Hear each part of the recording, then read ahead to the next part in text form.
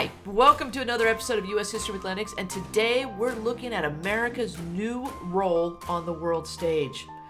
Coming into the 20th century, we had emerged as a world power thanks to our involvement in the Spanish-American War.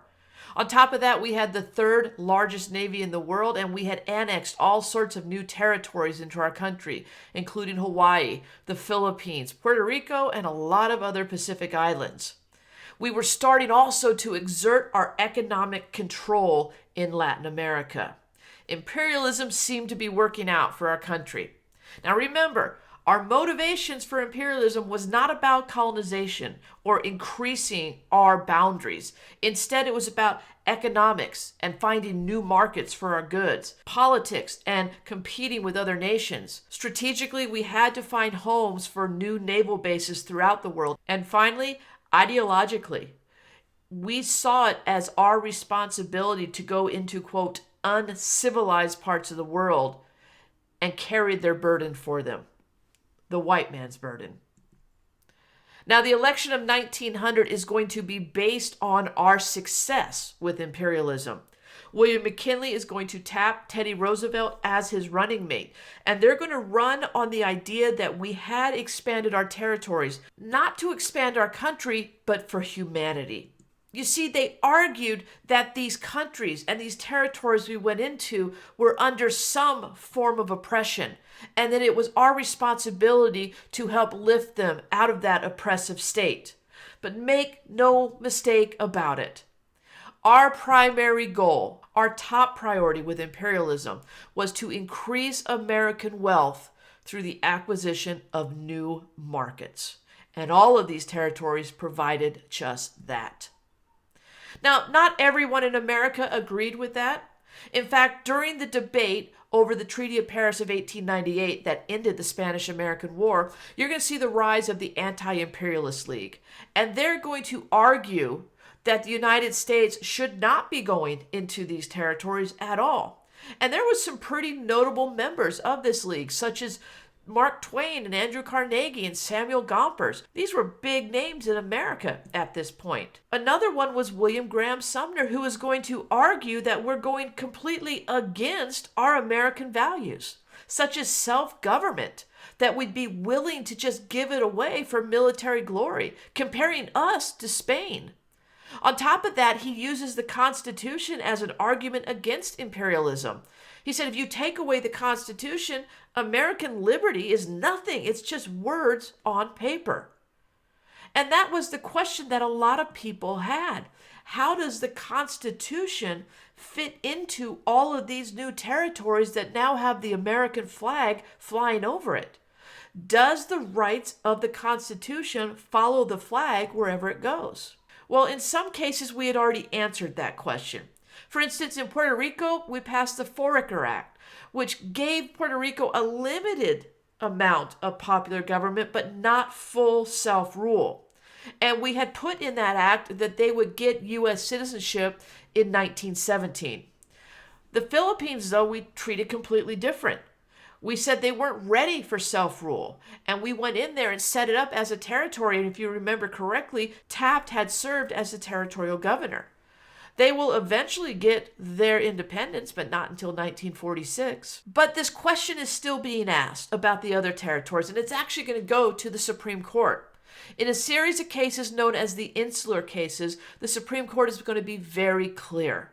They say that constitutional rights are not automatically extended to territorial possessions of the United States.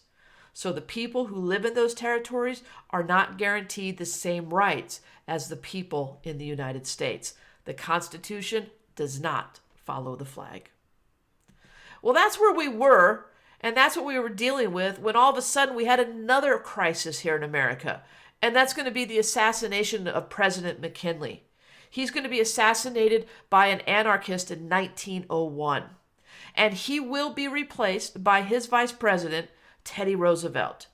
And going into the Roosevelt administration, America is going to have to develop something we've never really had before, a foreign policy.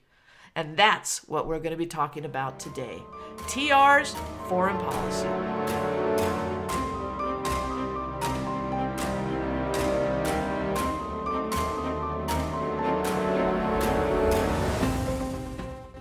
Now, every American president has a foreign policy, and TR really is who started it. Prior to the 1900s, remember, America had been neutral and isolated itself from the rest of the world.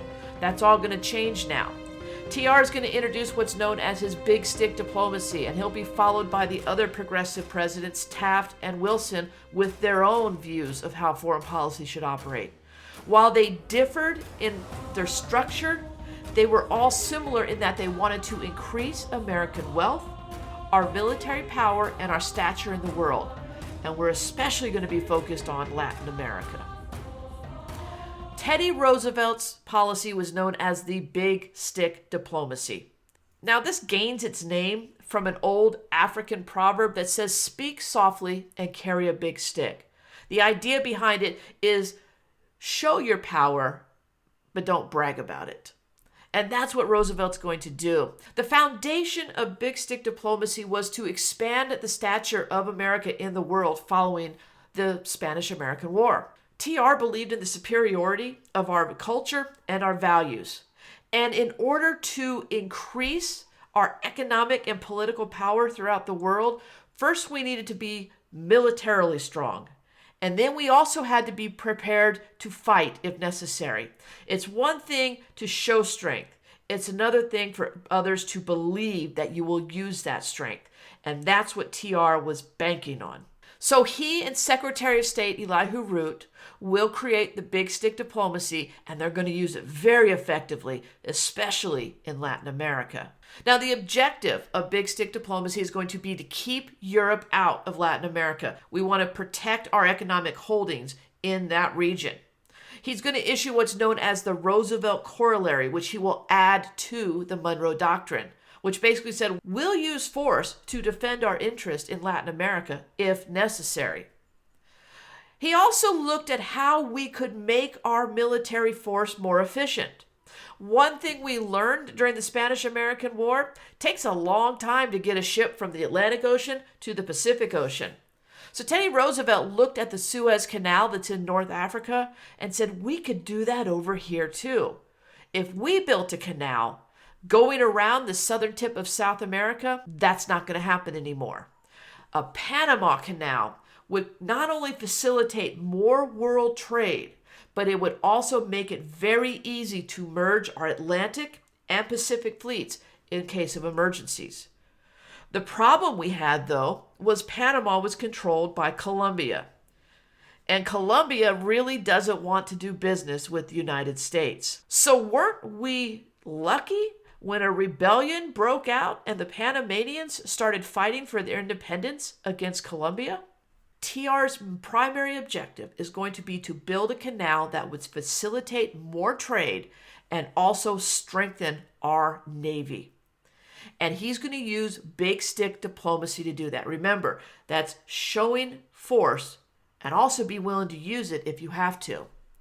When the Colombians rejected our offer to lease the land in Panama to build this canal, TR is going to support this idea of a revolt for independence.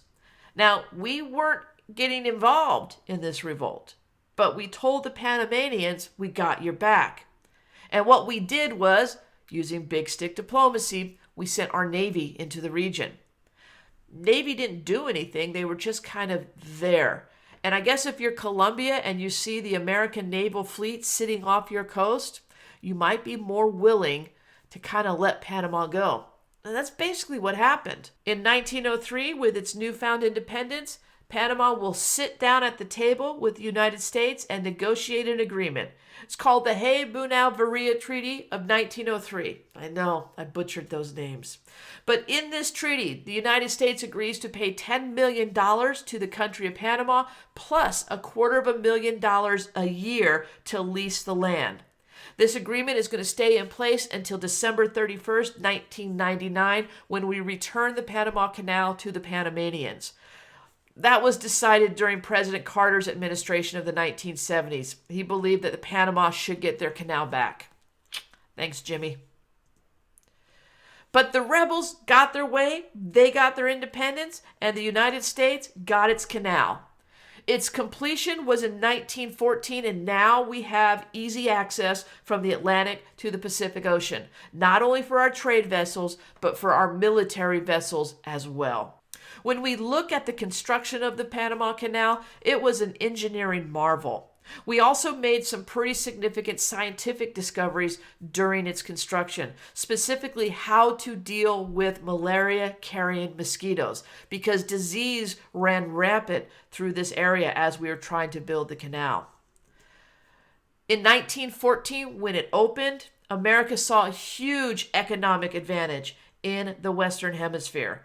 And our Secretary of State, Elihu Root, said the inevitable effect of our building the canal must be to require us to police the surrounding premises. What? Yeah. Root says we built it, now we got to protect it.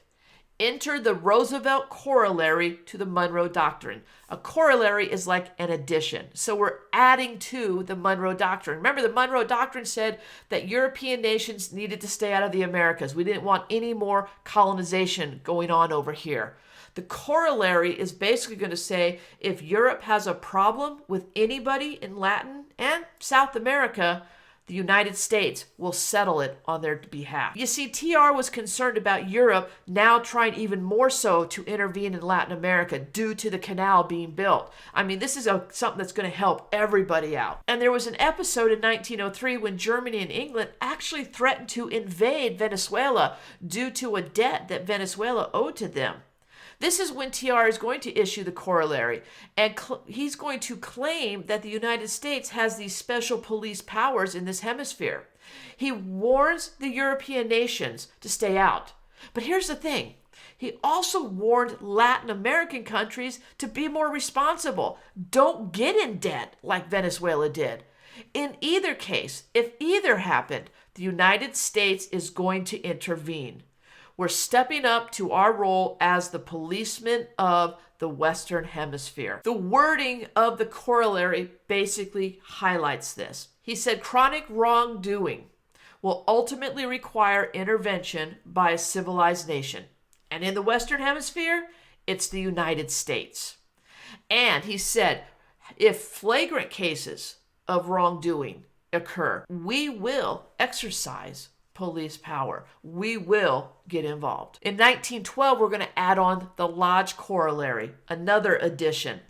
And that's going to say that we're going to stop foreign countries from buying ports or establishing military sites in Latin America as well. We want to control this region, and we don't want anyone to interfere with our economic investments in Latin America.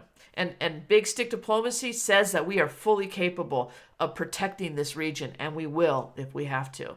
To highlight the strength of the American Navy at this point, TR is going to commission the Great White Fleet. It was a battle group of predominantly obsolete ships that TR basically dressed up and told them to go out and circumnavigate the world, going from port to port to port, with the main intention of showing off the power of the American Navy.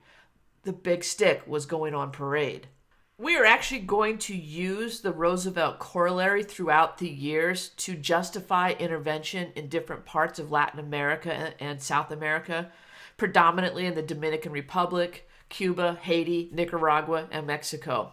Every time we go into these regions, we don't leave before we train their military and police to maintain order.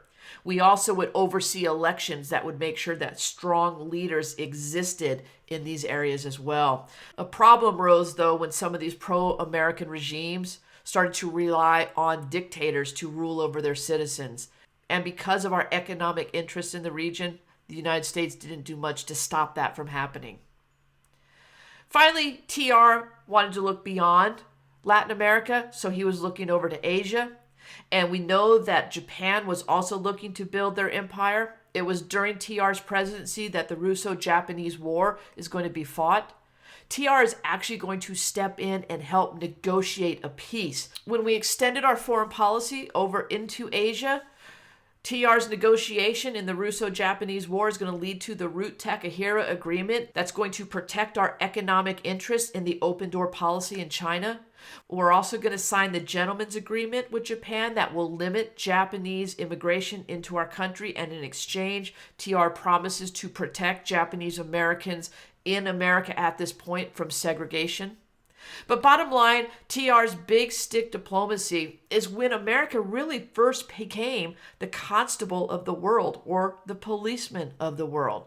And he did it through a show of power.